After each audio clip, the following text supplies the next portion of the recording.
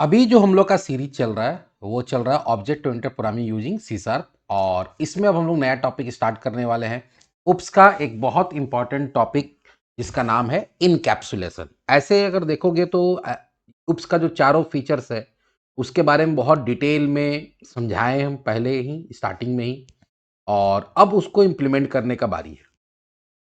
तो चलो देखते हैं इनकैप्सुलेशन के बारे में। बताया था कि जब हमारे पास ऑब्जेक्ट ओरिएंटेड प्रोग्रामिंग लैंग्वेज नहीं हुआ करता था तो उस समय जो भी आपका प्रॉपर्टी मतलब वेरिएबल्स होता था, फंक्शंस होता था, वो ओपन में होता था, जिसके कारण कोई भी प्रोग्राम में कहीं से भी किसी वेरिएबल को यूज कर सकता था, किसी भी फंक्शन को या मेथड्स को यूज कर सकता था। तो उसी चीज से बचने के लिए उप्स के अंदर एक कॉन्सेप्ट लाया इनकैप्सुलेशन का, जहां पे आपका जो भी वेरिएबल्स है मतलब डेटा है या जो भी कोड है, मेथड है, उसको एक सिंगल यूनिट मतलब क्लास के अंदर डाल दिया जाता है। क्लास के अंदर डालने से क्या फायदा होता है कि आप उसके एक्सेस को कंट्रोल कर सकते हैं। ठीक है। एक्चुअली यहां पे थोड़ा सा मिस्टेक है। तो यहां पे करना क्या होता है कि आपको इनकैप्सुलेशन में कैसे आप इनकैप्सुलेशन कर सकते हैं। तो इनकैप्सुलेशन करने के लिए आपको पहले क्लास बनाना होगा। क्लास के अंदर जितना भी वेरिएबल्स होगा, जो क्लास मेंबर होगा, वो सारा प्राइवेट होगा। और उसको यूज करने के लिए आपको क्या बनाना होगा, फंक्शंस या मेथड बनाना होगा जो कि पब्लिक होगा। अब ये प्राइवेट क्या होता है, पब्लिक होता है, हम लोग बाद में बात करेंगे। तो जनरली क्या होता है कि क्लास आपका कैप्सूल है और उसके अंदर मेथड्स और डेटा को क्या किया जाता है, पैक कर दिया जाता है। और उसको इस तरह से पैक किया जाता है कि कुछ चीज जो होगा एक्सेसिबल होगा क्लास के बाहर, कुछ एक्सेसिबल नहीं होगा। कैसे होगा बाद में बात करते हैं। तो अब अगर मान लो कि इनकैप्सुलेशन इंप्लीमेंट करना है तो इंप्लीमेंट करने के लिए किसका यूज करेंगे, प्रोग्राम में ऐसा क्या करेंगे कि भाई आप इनकैप्सुलेशन कर पाए, आप एक्सेस लेवल सेट कर पाए कि कौन सा चीज कहाँ यूज हो सकता है, कहाँ नहीं यूज हो सकता है।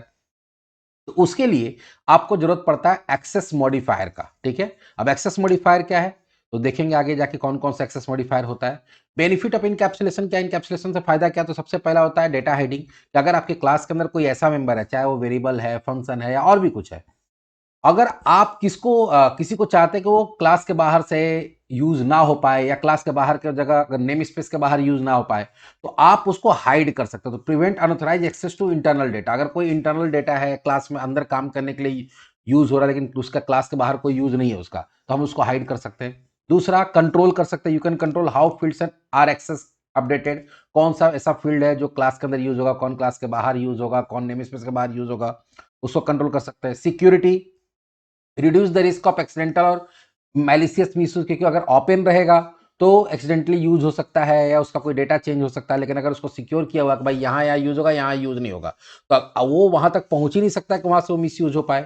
Flexibility, easy to modify internal implementation without affecting the other code. ये सब चीज आगे करके देखेंगे कि अगर आप मान लीजिए क्लास है, क्लास के अंदर आपका वेरिएबल है, वेरिएबल के अंदर फंक्शन है, ठीक है, तो आप अगर उसमें किस तरह का चेंजेस करना चाहते हैं तो बहुत इजीली हो सकता है। उसके उसके कारण कोई दूसरा कोड में कोई प्रॉब्लम नहीं होता। और मोस्ट इंपॉर्टेंट होता है reusability, help in building maintainable and modular code. कि अगर आप इनकैप्सुलेशन करते हैं तो आप एक क्लास के अंदर डाल दिए किसी भी चीज को, तो क्लास के अंदर डाल दिए तो क्या कर सकते हैं, क्लास का ऑब्जेक्ट बना के जितना बार चाहे उस कोड को उतना बार हम लोग यूज कर सकते हैं। चलो इसको इंप्लीमेंट कैसे करते हैं तो बताया भी कि इसको इंप्लीमेंट करने के लिए एक्सेस मॉडिफायर है, बहुत जगह इसको एक्सेस स्पेसिफायर भी बोला जाता है। तो सी शार्प के अंदर या कोई प्रोग्रामिंग लैंग्वेज के अंदर जो ऑब्जेक्ट ओरिएंटेड सपोर्ट करता है, चाहे वो सी प्लस प्लस है, चाहे सी शार्प है, चाहे जावा है, हर जगह क्या होता है आपके पास एक्सेस मॉडिफायर, एक्सेस स्पेसिफायर होता है। अगर सी प्लस प्लस के अंदर जाओगे तो वहां तीन होता था, पब्लिक, प्राइवेट, प्रोटेक्टेड। जावा के अंदर जाओगे तो पब्लिक, प्राइवेट, प्रोटेक्टेड और डिफॉल्ट होता है, चार होता है। लेकिन सी शार्प में टोटल पांच होता है, पब्लिक, प्राइवेट, प्रोटेक्टेड इंटरनल और प्रोटेक्टेड इंटरनल। अब इसके लिए थोड़ा सा एक सिनेरियो हम बताएंगे कि कहां पे कौन सा यूज होगा और कैसे काम करता है। पहले ये समझो कि कोई भी क्लास है, एक प्रोग्राम में एक क्लास हो सकता है या एक से ज्यादा क्लास हो सकता है। तो एक प्रोग्राम में जितना भी क्लासेस है वो एक नेम स्पेस के अंदर माना जाता है। मतलब एक प्रोग्राम जो बनता है वो एक तरह का नेम स्पेस होता है। नेम स्पेस मतलब collection of related classes and interfaces होता है। तो आपका एक ऐसा प्रोग्राम हो सकता है जिसमें सिर्फ एक ही क्लास है, या ऐसा प्रोग्राम हो सकता है जिसमें एक से ज्यादा क्लास है, या ऐसा प्रोग्राम हो सकता है कि एक से ज्यादा प्रोग्राम है आपके पास। तो उसमें कौन सा चीज कहां एक्सेस होगा, कैसे एक्सेस होगा, चलो बताते हैं। चलो सबसे पहले पब्लिक देखते हैं। पब्लिक जो है वो एक ऐसा एक्सेस स्पेसिफायर होता है, वो ओपन टू ऑल होता है। ठीक है। तो कभी भी हम लोग कोई सॉफ्टवेयर बनाते हैं तो एक सॉफ्टवेयर के अंदर बहुत सारा नेम स्पेस हो सकता है, एक नेम स्पेस के अंदर बहुत सारा क्लासेस हो सकता है। ठीक है। और ये सारे नेम स्पेस को जब ग्रुप करके फाइनल जब प्रोडक्ट बिल्ड होता है उसको असेंबली बोलते हैं। तो बोला क्या गया कि अगर कोई भी मेंबर को अगर आप पब्लिक बना रहे हैं तो पूरे असेंबली में चाहे वो एक नेम स्पेस है, चाहे 10 नेम स्पेस है, चाहे 20 नेम स्पेस है, 20 नेम स्पेस के अंदर अगर सैकड़ों क्लास है, तो अगर मान लो कि नेम स्पेस ए के अंदर कोई क्लास है एबीसी और उसके अंदर कोई मेंबर है एक्स जिसको पब्लिक बना दिया गया, तो वो कहीं पे भी, चाहे वो तुम्हारा जो नेम स्पेस में बनाया गया, जिस क्लास में बनाया गया वहां भी यूज होगा, और दूसरे नेम स्पेस चाहे वो असेंबली के अंदर कोई दूसरा नेम स्पेस है, उसके अंदर कोई क्लास है, वहां पे भी यूज सकता है। मतलब पब्लिक का मतलब हो गया ओपन टू ऑल। दूसरा होता है प्राइवेट।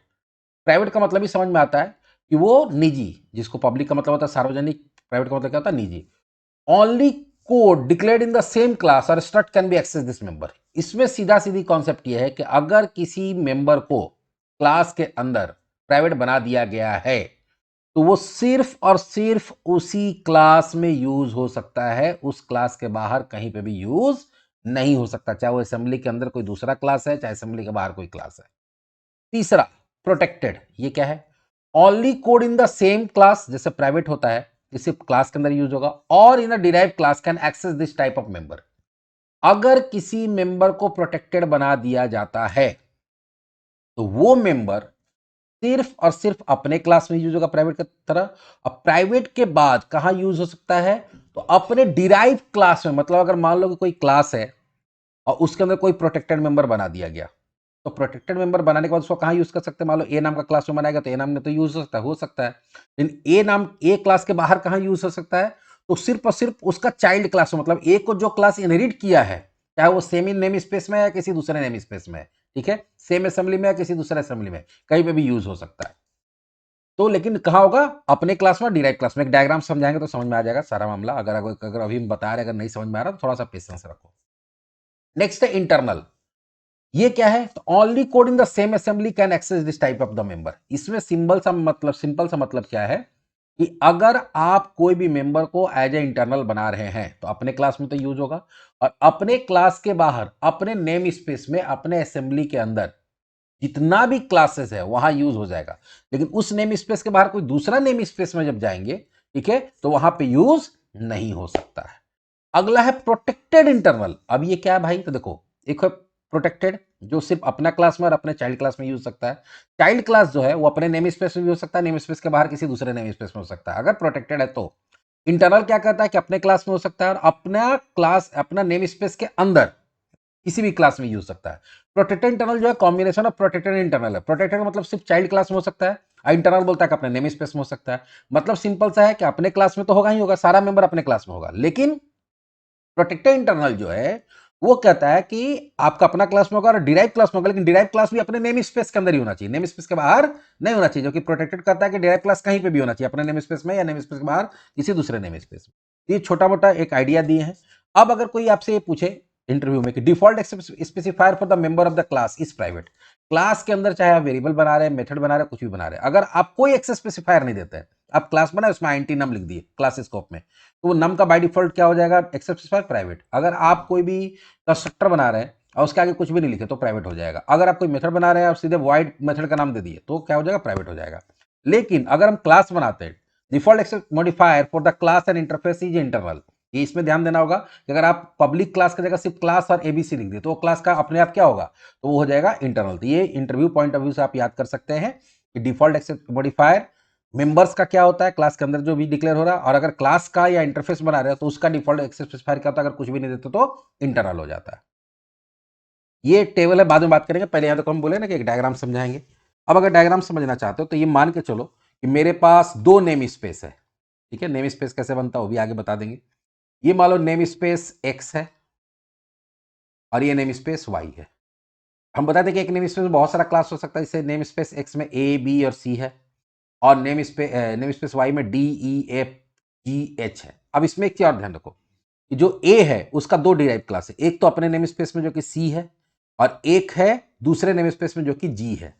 अब अगर देखोगे तो यहां पे हम लोग क्या किए हैं कि क्लास ए के अंदर कुछ हम लोग क्या बनाए हैं, क्लास ए के अंदर कुछ प्रॉपर्टीज बनाए हैं, ठीक है। क्या क्या प्रॉपर्टीज बनाए हैं या वेरिएबल्स बनाए हैं? तो एक पब्लिक बनाए हैं, एक प्राइवेट बनाए हैं, एक प्रोटेक्टेड इंटरनल और एक प्रोटेक्टेड इंटरनल। पब्लिक कौन है? एम। प्राइवेट कौन है? एन। प्रोटेक्टेड कौन है? ओ। इंटरनल कौन है? पी। और प्रोटेक्टेड कौन है? क्यू। तो अब यहाँ पे हम बताने की कोशिश करेंगे कि हम जो एम है उसको पब्लिक बनाए तो उसको हम कहाँ कहाँ कौन कौन से क्लास में यूज कर सकते हैं। एन है जो प्राइवेट है वो कहाँ कहाँ यूज हो सकता है, तो ये पूरा समझ में आ जाएगा। तो सबसे पहला प्रॉपर्टी हमारा क्या है, एम।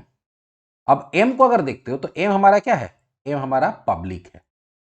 ठीक है, तो अगर एम हमारा पब्लिक है तो पब्लिक के बारे में क्या बोले थे कि अपने क्लास में यूज हो सकता है, अपने क्लास के बाहर अपने नेम स्पेस में जितना भी क्लास है वहां यूज हो सकता है, और अपने नेम स्पेस के बाहर अगर कोई दूसरा तीसरा चौथा जितना भी नेम स्पेस का किसी भी क्लास में यूज हो सकता है।